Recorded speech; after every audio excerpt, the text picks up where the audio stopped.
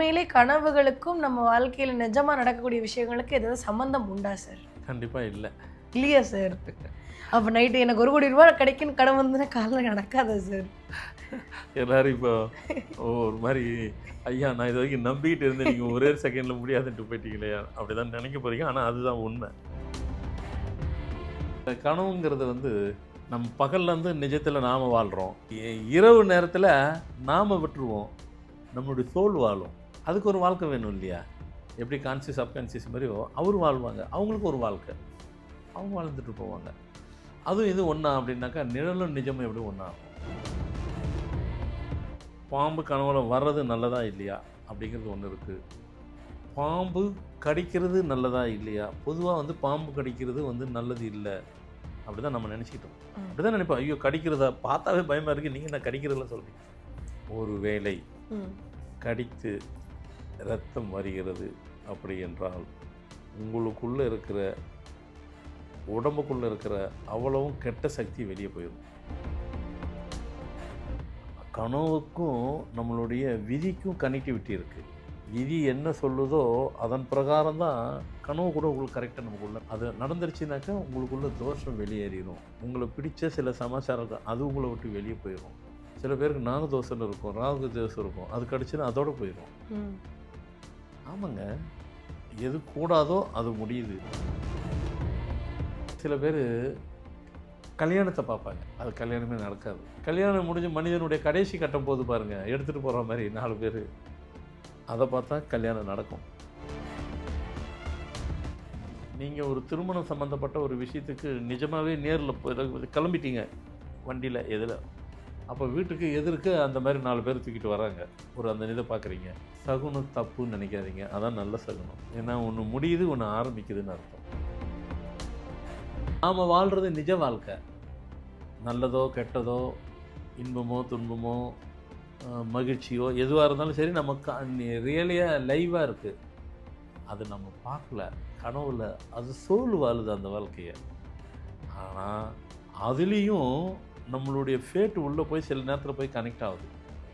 நமக்கு என்ன நல்ல காலங்கள் இருக்குதுன்னுக்கும், நல்ல வாழ்க்கையை வாழ்ந்துட்டுருக்குறோம், நல்லதெல்லாம் நடக்க போகுதுன்னா அந்த கனவும் வந்து நமக்கு நல்லதே காட்டும்.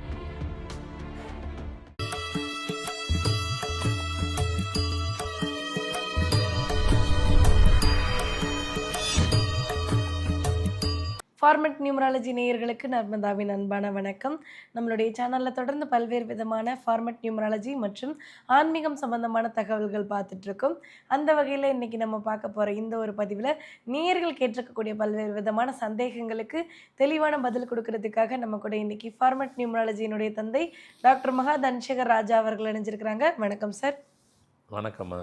சார், ஒவ்வொரு மனிதருக்குமே வந்து தூங்கும்போது கனவு அப்படின்றது யூஸ்வலாக வரக்கூடிய ஒரு விஷயம் தான் சார். ஆனால் நிறைய பேருக்கு கனவு அப்படின்றது பயமுறுத்துகிற மாதிரி கனவு வருது, இல்லை வந்து அடிக்கடி ரொம்ப சந்தோஷப்படுற மாதிரி கனவு வருது. அந்த கனவெல்லாம் வந்து பலிக்குமா, நிஜமாகுமா அப்படின்ற மாதிரி நிறைய சிந்தனைகள் ஓடிட்டே இருக்குது. உண்மையிலே கனவுகளுக்கும் நம்ம வாழ்க்கையில் நிஜமாக நடக்கக்கூடிய விஷயங்களுக்கு ஏதாவது சம்மந்தம் உண்டா சார்? கண்டிப்பாக இல்லை. இல்லையா சார்?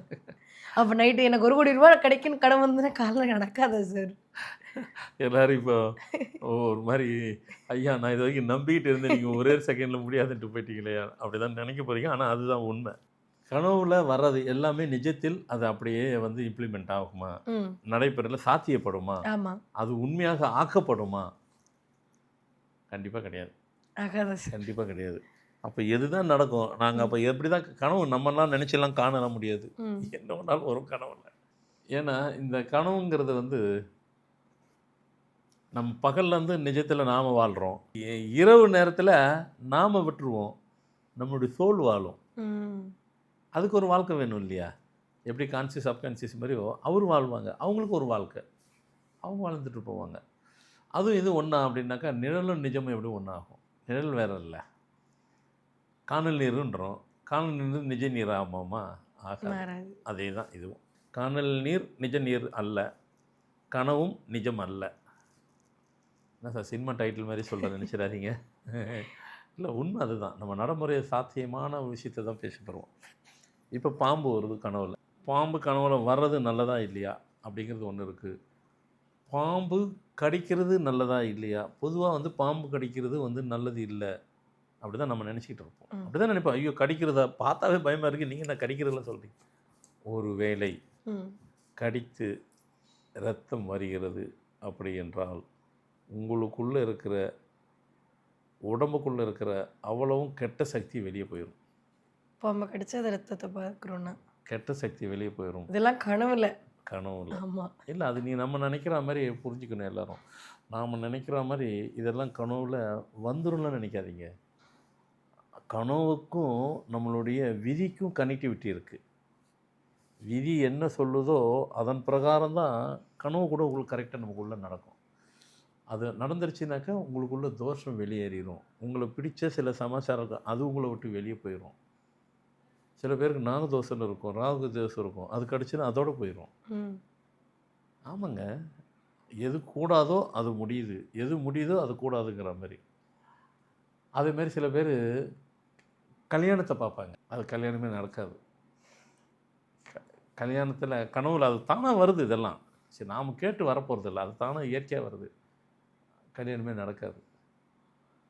கல்யாணம் முடிஞ்சு மனிதனுடைய கடைசி கட்டம் போது பாருங்கள், எடுத்துகிட்டு போகிற மாதிரி 4 பேர், அதை பார்த்தா கல்யாணம் நடக்கும். உல்ட்டாவாக நடக்குது பாருங்கள், அதை பார்த்தீங்கன்னா கல்யாணம் நடக்கும். அப்போ அந்த வீட்டில் ஒரு நல்ல நிகழ்வு நடக்க போகுதுன்னு அர்த்தம். இதெல்லாம் யாரும் மறுக்க முடியாது. ஏன்னா இப்போ நிஜத்திலே கூட சரி, நீங்கள் ஒரு திருமணம் சம்மந்தப்பட்ட ஒரு விஷயத்துக்கு நிஜமாகவே நேரில் கிளம்பிட்டீங்க, வண்டியில் எதில் பஸ்ஸில் போகிறீங்களோ கார்லையோ டூ வீலரில் கிளம்புறீங்க, வீட்டை விட்டு கிளம்புறீங்க. அப்போ வீட்டுக்கு எதிர்க்க அந்த மாதிரி 4 பேர் தூக்கிட்டு வராங்க, ஒரு அந்த இதை பார்க்குறீங்க. சகுனம் தப்புன்னு நினைக்காதீங்க, அதான் நல்ல சகுனம். ஏன்னா ஒன்று முடியுது, ஒன்று ஆரம்பிக்குதுன்னு அர்த்தம். அது முடிஞ்சிருச்சு, உங்களுக்கு ஆரம்பிக்கும் போது முடித்த இடத்துல தான் ஆரம்பிக்கும். அதனால் உங்கள் போகிற காரியம் ஜெயமாகும். ரொம்ப பேருக்கு அது தெரியாது. ஐயோ உடனே தப்பாக நடந்துருச்சு, நடக்கிறதெல்லாம் அப்படிலாம் நினைக்கிறேன். அதெல்லாம் இல்லை, அதுதான் நல்லதாக நடக்கும், அதை முடியும். அது கனவு இந்த இடத்துல வந்துட்டு மாறி இருக்கணும். திருமணம் நடக்கிற மாதிரி இருந்துச்சுனாக்கா அந்த வீட்டில் ஏதோ ஒன்று தவறாக ஏதோ நடக்க போகுதுன்னு அர்த்தம். ஆனால் கடைசி கட்டிட்டு தூக்கிட்டு போகிற மாதிரி 4 பேர் அப்படி ஒரு நிகழ்வு பார்த்தீங்க அப்படின்னாக்கா கல்யாணம் நடக்க போகுதுன்னு அர்த்தம்.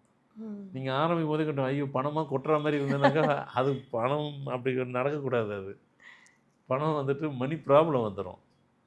அதனால் அதான் சொல்லலை, கனவு வந்து நிஜம் அல்ல. ஏன்னா நாம் பகல்ற வாழ்கிறது தான் வாழ்க்கை.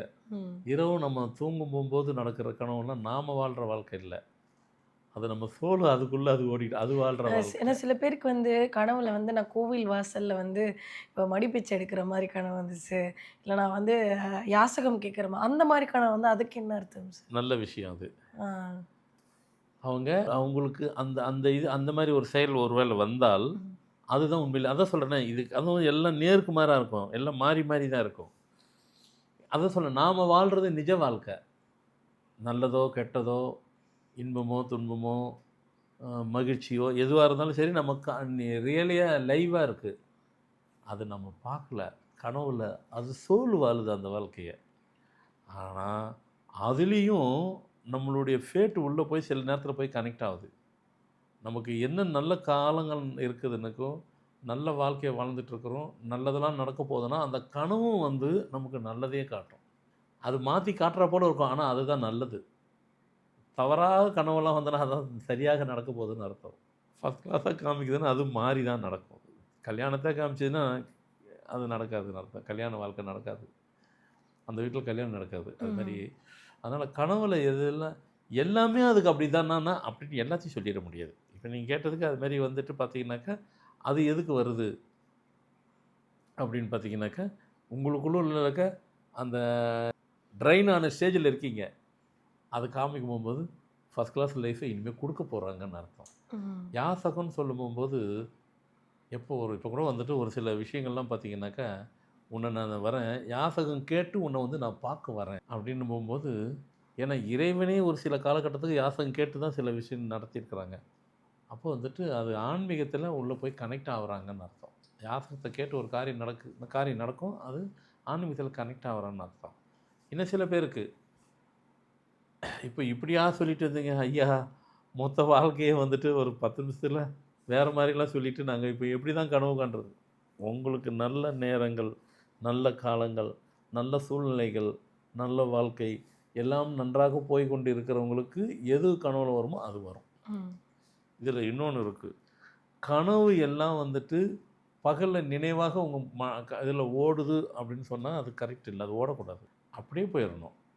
கனவு அது பேர் தான் கனவு, கனவாகவே இருக்கணும். அதான் நிறைய பேருக்கு ராத்திரியில் வரக்கூடிய கனவு, அந்த கனவோட அப்படியே விஷுவல்ஸ் எல்லாம் ஞாபகத்தில் இருக்கும். காலையில் கண் முழிச்சு பார்த்ததுக்கு அப்புறமா அந்த எதுவுமே ஞாபகத்தில் இல்லாமல் போயிடும். அதுதான் அதுக்கு என்ன? கனவு. அதுக்கு பேர் தான் கனவு. ஞாபகம் வரக்கூடாது. அதே மாதிரி இன்னும் சில பேர்லாம் வந்து பார்த்தீங்கன்னாக்கா, ஐயா நான் அழகு குத்துன மாதிரி எனக்கு ம். இறைவன்கிட்ட போய் நான் அழகு குத்தியிருக்கிறேன், காவடி எடுக்கிற மாதிரி அழகு கொடுத்தேன். அதெல்லாம் ஆன்மீகத்தில் நல்ல விஷயம். ம். ஆன்மீகத்துக்கு கனெக்டிவிட்டியான விஷயங்கள் எதெல்லாம் இருக்கோ அதெல்லாம் உங்களுக்கு பாசிட்டிவாக வேலை செய்யும். அதை தவிர்த்துட்டு மற்ற எல்லாம் வந்துட்டு, ஏன்னா மனிதன் ஹியூமன் பீயிங்கினுடைய கனெக்டிவிட்டி என்னென்ன இருக்கோ அதெல்லாம் எல்லாமே அப்படி மாறி இருந்தால் தான் மாறி நடக்கும்னு கிடையாது. நெகட்டிவ் நடந்தால் பாசிட்டிவ் நடக்கும், பாசிட்டிவ் நடக்கும் அப்படிலாம் கிடையாது. சிலருக்கு அதுக்கு தான் இப்படி சொன்னேன். பாம்பு கடிச்சிருச்சு, ரத்தம் பீச்சிட்டு வரணும். சில பேருக்கு அது சுற்றுற மாதிரி இருந்ததுனாக்கா பிடிச்சிக்கிச்சின்னு அர்த்தம். உங்களை எது பிடிக்கணுமோ அது பிடிக்குதுன்னு அர்த்தம். ரத்தம் பீச்சு அடிச்சிடணும், முடிஞ்சு போச்சு. லைஃப்பில் வேறு லெவலில் போயிடுவீங்க. நீங்கள் வேறு லைஃபினுடைய வாழ்க்கையினுடைய மேல் கட்டத்துக்கு போயிடுவீங்க. பணம், பதவி, புகழ் அவ்வளோ உங்களை தேடி வருதுன்னு அர்த்தம். எல்லாம் முடிஞ்சுது, அன்னையோட கதை முடிஞ்சுது. அதனால் வந்துட்டு எல்லோரும் வாழ்கிற வாழ்க்கையில் எல்லோரும் முதல்ல வாழ்கிற வாழ்க்கையை முதல்ல புரிஞ்சுக்கணும். இதை செஞ்சால் தான் அது நடந்துடும், அதை செஞ்சால் தான் சிலது நம்மளை செய்யாமலே சில விஷயங்கள் நமக்கு முன்கூட்டியே நமக்கு சொல்லணும். அதேமாதிரி அசிரியர்னு ஒன்று இருக்குது. கனவு வந்து நம்மளோட கனெக்டிவிட்டி, அசிரியர் வந்துட்டு இறைவனோட கனெக்டிவிட்டி. அசிரியர்ன்றது இறைவன் கனெக்டிவிட்டி, கனவு தான் நம்ம மனுஷனுடைய கனெக்டிவிட்டி.